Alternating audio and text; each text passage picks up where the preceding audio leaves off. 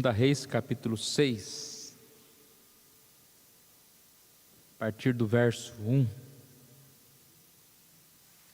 até o versículo 7. Nós vamos continuar o nosso estudo. Reis e profetas falam hoje. E vamos estudar um texto. Eliseu faz um machado, faz flutuar o machado. 2 Reis, capítulo 6, versos de 1 a 7.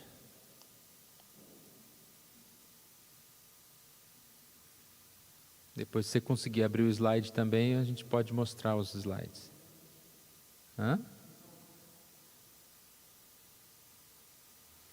Está lá em imagens o slide.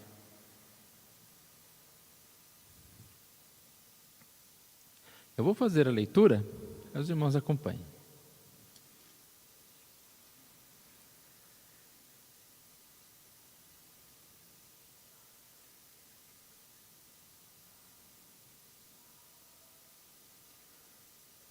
Disseram os discípulos dos profetas a Eliseu: eis que o lugar em que habitamos contigo é estreito demais para nós.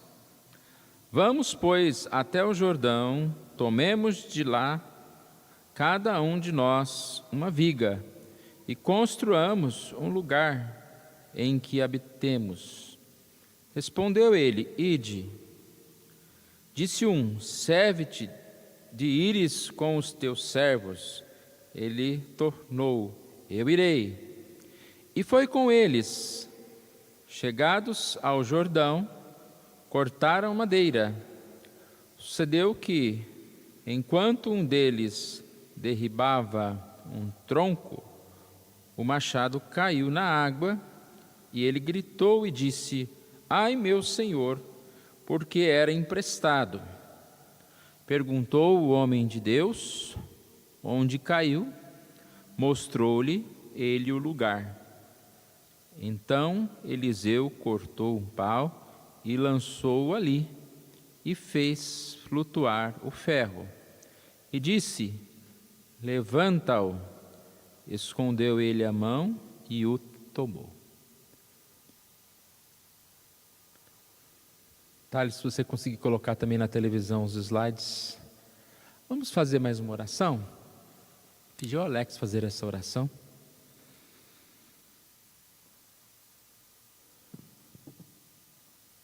Santo Deus e amado Pai, diante de Ti nos colocamos mais uma vez, agradecido por mais um dia de vida e essa oportunidade que o Senhor nos concede de estarmos aqui em Tua casa, junto com a igreja do Senhor, a estudar a Tua palavra, Pai. Abençoe a cada um que aqui presente, cada um que estará ouvindo a Tua mensagem, que essa mensagem fale aos nossos corações, que possamos sair edificados por Ti, ó Pai, através desse estudo, ó Pai. Pedimos que o Senhor esteja cada dia fortalecendo nossa fé, guiando os nossos passos, que possamos caminhar cada dia um caminho que nos aproxime mais de Ti, ó Pai. Santo Deus, ó Pai, amado Pai, pedimos que o Senhor desperte em nossos corações, principalmente que encontram-se distantes, a estar sempre em comunhão com os irmãos e sempre a ouvir e praticar a Tua palavra, Pai. Tudo isso te pedimos em nome do Teu Filho Jesus. Amém.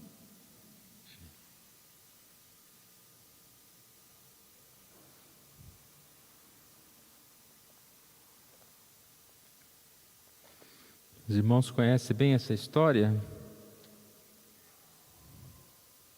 Vamos contá-la rapidamente aqui, depois a gente faz um estudo mais demorado e a aplicação. Então Eliseu está com os discípulos e está ensinando-os.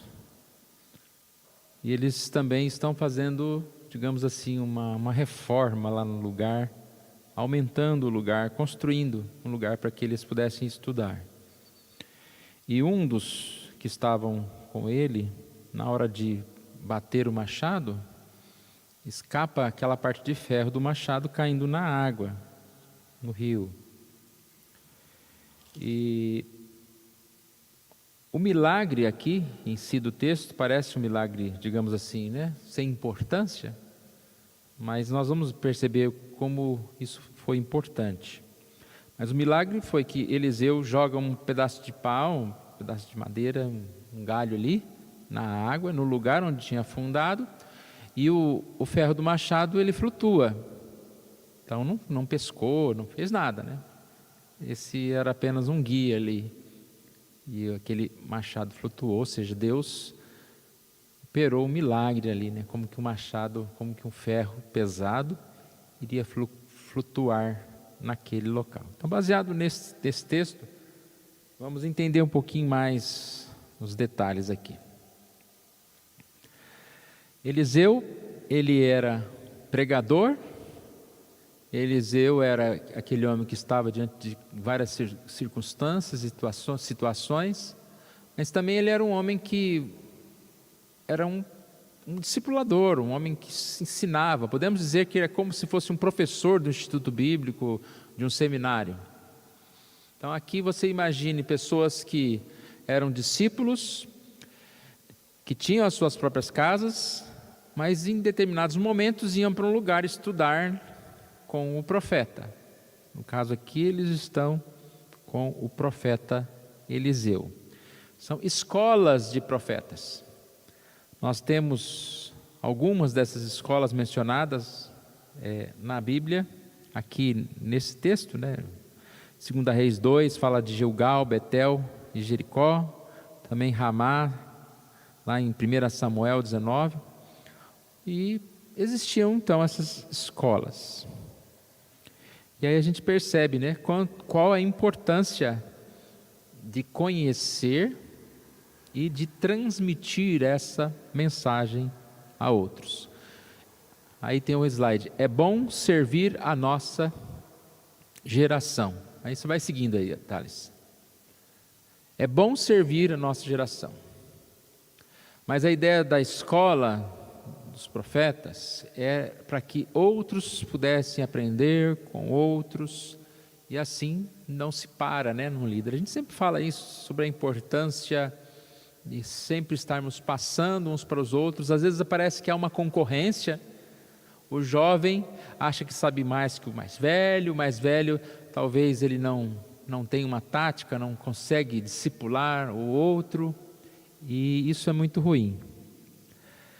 Este relato dá continuidade à história de 2 Reis 4:44. Deus havia abençoado a escola de Jericó e era preciso aumentar as acomodações. Então lá a gente viu aquela parte lá que houve a multiplicação dos pães, era uma escola, e essa escola precisava ser ampliada. A última mensagem que nós fizemos, o tema era o ministério que foi deixado de lado, né? Ou seja, um ministério de Geazi, que ele foi excluído pela maldade. E aqui o tema dessa mensagem de hoje é um ministério restaurado, né? No sentido aqui do que acontece com este discípulo. Ainda falando sobre as questões aqui, do que acontecia, o profeta sentava junto com seus discípulos, estavam juntos, comiam juntos. 2 Reis 4:38.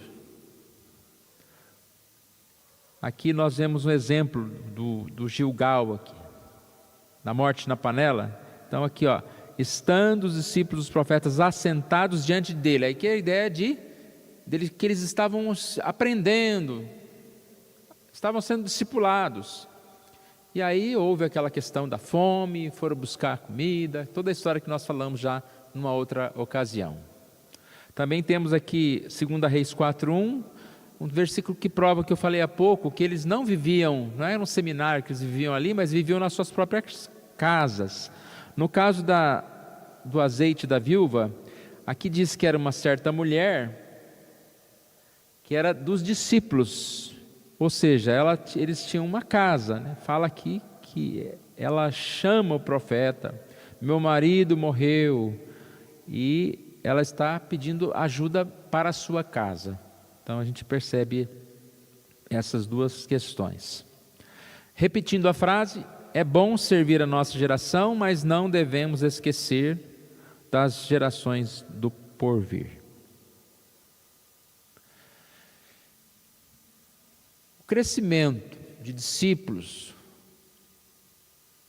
fez com que houvesse a necessidade do crescimento também dessa chamada escola. E quando você vai fazer uma construção hoje, a gente pode até contribuir financeiramente, mas não é tão comum nós construirmos, né? Nós mesmos construirmos. Ainda existe, né? Muita igreja, ainda existe aqueles multirões para fazer alguma coisa, mas basicamente a gente compraria as coisas ou contrataria uma pessoa para fazer. E no caso aqui, vemos que o próprio Eliseu e aqueles que estavam estudando estavam ali trabalhando. A presença de Eliseu é importante. Aqui em 2 Reis 6, 3-5. Disse um servo: serve-te de ires com os teus servos. E ele tornou: eu irei. Então a ideia é de que Eliseu está junto com os demais.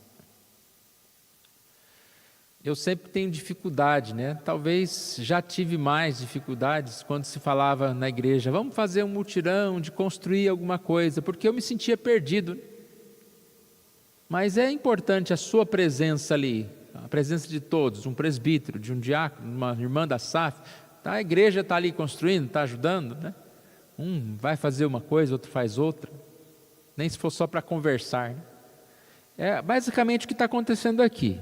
É um trabalho, vamos todo mundo para lá, vamos participar.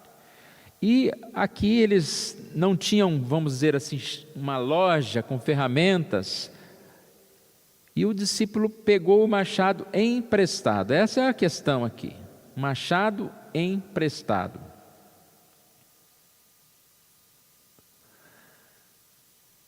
Para a gente parece, machado algo de pouco valor, mas para ele não era algo de pouco valor. Eles estavam com dificuldade até de comer, né? Naquela época. Imagine a questão de ter esse machado, e se perder o machado. É curioso que existe até uma lei especial a respeito de se perder um machado, ou algum dano causado pelo ferro do machado. Deuteronômio 19:5, olha aqui. Assim, aquele que entrar com o seu próximo no bosque para cortar lenha, e manejando com impulso o machado para cortar a árvore, o ferro soltar do cabo e atingir o seu próximo, e este morrer, o tal se acolherá em uma dessas cidades e viverá.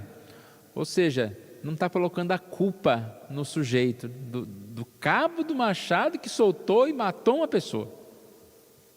Parece que era comum soltar o cabo do machado. Tinha uma lei de animal emprestado,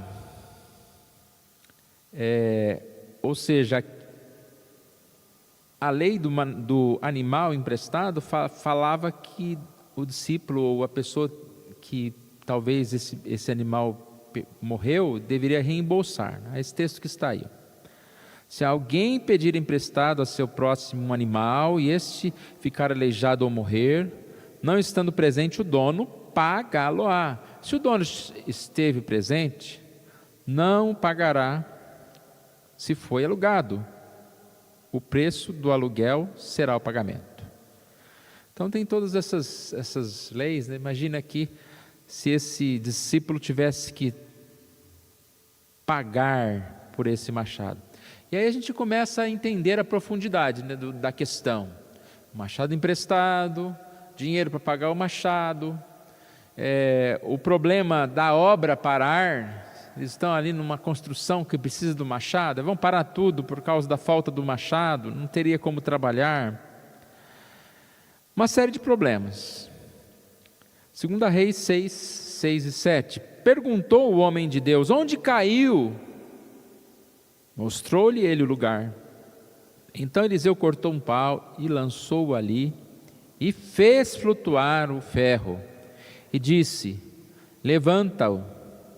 Estendeu ele a mão e o tomou. A gente vê aqui algumas características positivas nesse homem que perdeu o machado. A gente vê a honestidade nele, né? Ele não, talvez se ele estivesse meio sozinho, ele podia fazer de conta que não foi ele. Ele foi esperto de mirar o olho para saber aonde que tinha caído o machado, embora seria difícil pegar esse machado naquelas águas escuras.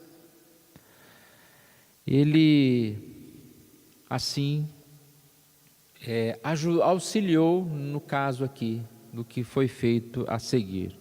A gente já falou, né, que Eliseu atirou um pedaço de pau na água, sobre o lugar onde o ferro havia afundado, e o Senhor, Deus, levantou a ferramenta de modo que a flutuasse na superfície do rio e pudesse ser apanhada. Fato é que foi um milagre e tanto de um Deus poderoso por intermédio de um servo compassivo. Um Deus poderoso que cuida das pequenas coisas, das grandes coisas, cuida de tudo, né? Um Deus pessoal. A gente fala do cuidado e da providência de Deus. Esse é um tema que nós até falamos bastante, mas é um tema que está um pouco em desuso. Tem se falado muito sobre o poder humano, sobre a força do homem, embora o homem fale que Deus que está ajudando, mas parece que é Ele que está planejando. E a gente sabe que não é assim. Sabe que Deus está cuidando de tudo, e Deus estar cuidando de tudo não significa que coisas difíceis, ruins vão acontecer. O machado soltou o tal do cabo lá, mas ao mesmo tempo, Deus providenciou que esse machado pudesse ser recomposto, podemos dizer assim. Foi um milagre. E queremos tirar algumas aplicações aqui, já estão aí, ó.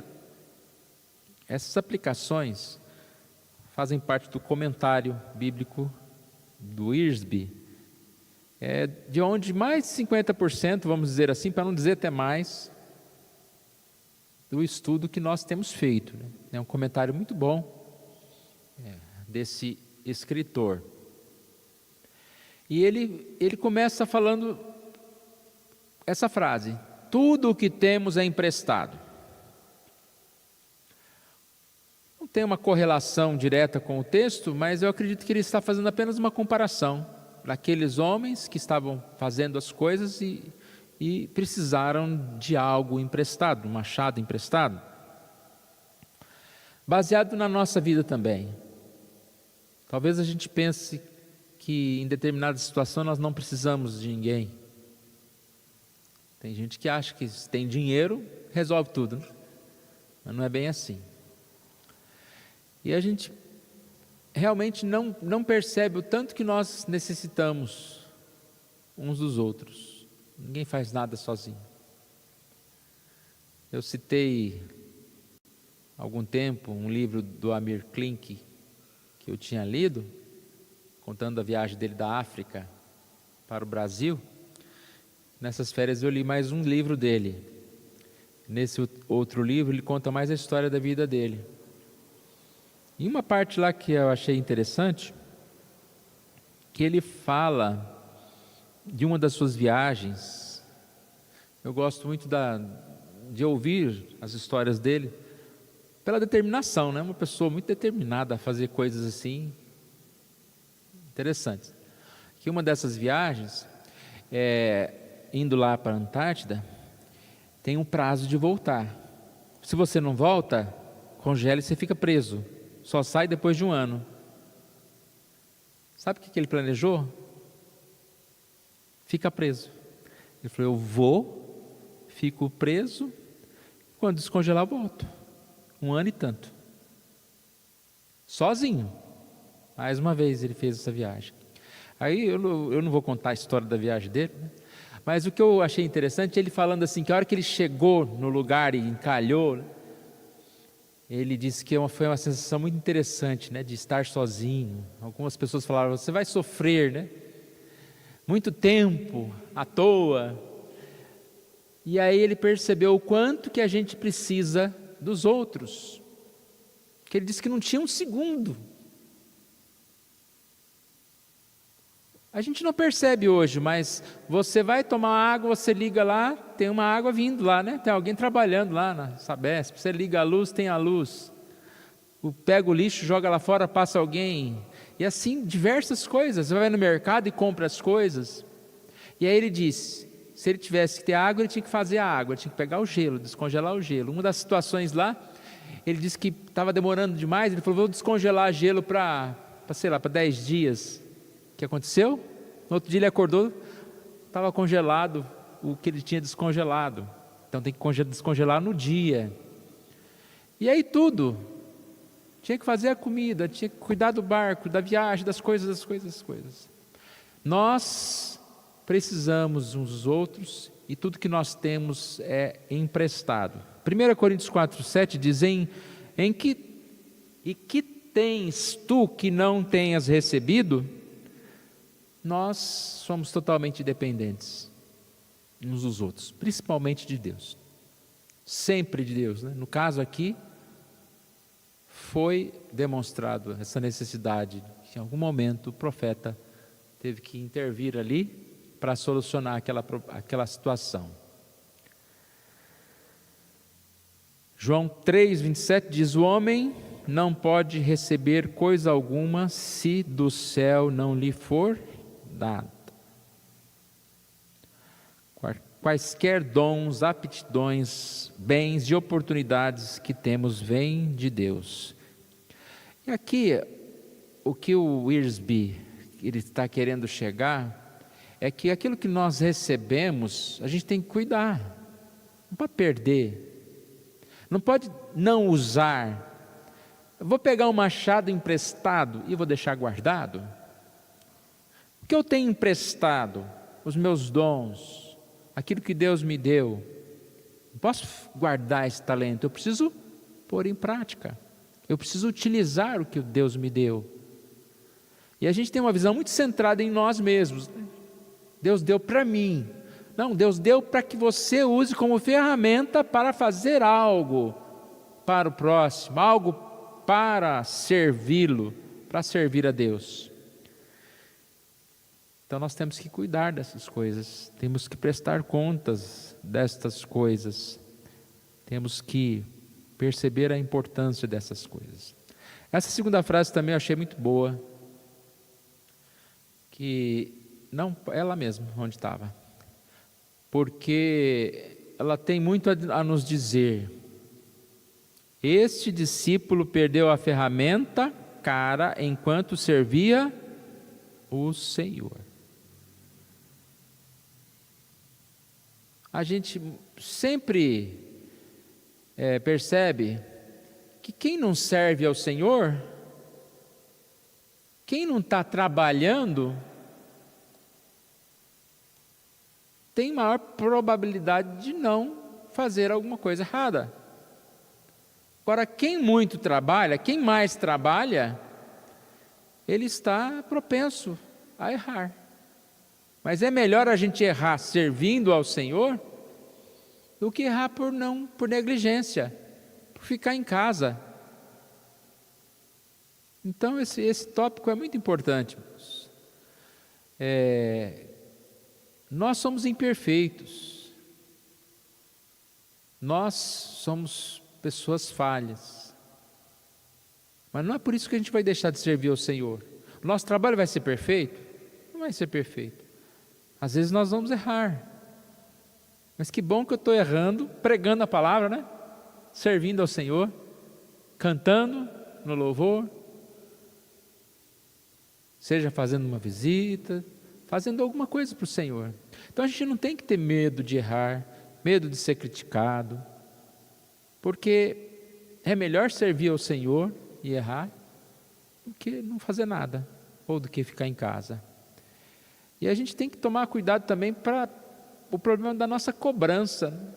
A gente não vê aqui em hora nenhuma Eliseu brigando com esse homem, né? Mas como que você perdeu o machado? E fez uma confusão, fez uma reunião, está excluído dos profetas. A gente não vê esse homem também escondendo, ele assume o seu erro, né? Olha, perdi o machado, e era emprestado. Preocupou, olha, eu errei, foi ali, naquele lugar, naquele ponto, naquela hora. Você percebe a comunhão aqui?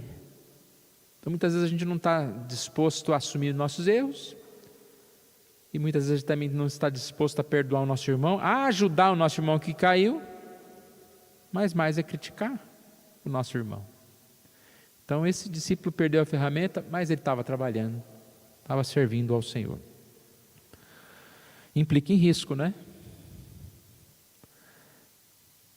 Aqui tem um exemplo, em Números 20, de 1 a 13, Moisés perdeu a paciência e a mansidão enquanto supria água para o povo. E a gente poderia dar muitos exemplos. Os servos de Deus devem caminhar com cuidado diante do Senhor e inventariar, ou seja, saber quais são as suas ferramentas, para que não percam algo extremamente necessário. Isso aqui está relacionado ao que eu já falei um pouco, né? Sobre quais são os seus dons, o que Deus está te emprestando para que você use para o ministério. Agora sim, a boa notícia é que o Senhor pode recuperar aquilo que perdemos e nos colocar de volta no trabalho. Se nós errarmos, se nós descuidarmos ali do machado, Deus recupera a gente. Só a gente não desistir, só a gente não se afastar. Deus restaura, Deus está cuidando de nós. Eu falei sobre providência de Deus, né? Às vezes a gente pensa como providência como algo que nos dê comodidade, eu não preciso fazer nada. Na providência, a ideia da providência é nos dar paz, paciência, não nos deixar ansiosos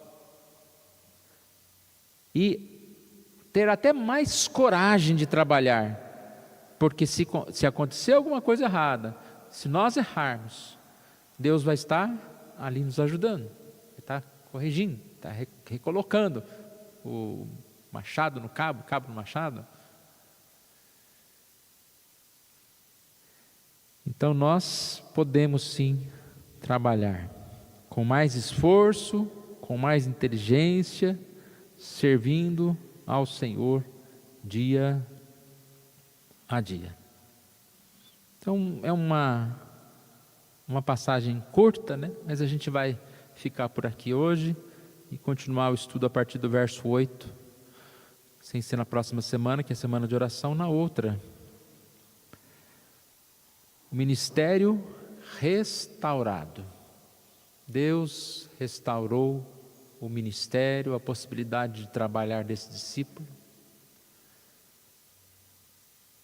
Deus abençoou aquelas pessoas que estavam ali se reunindo para estudar a palavra, dedicando o seu tempo, não só a estudar a palavra, mas também empenhados em construir lá o tal do seminário, do lugar para que eles pudessem ficar. O profeta, como os discípulos, todos juntos, não tem melhor, não tem pior, trabalhando, servindo ao Senhor.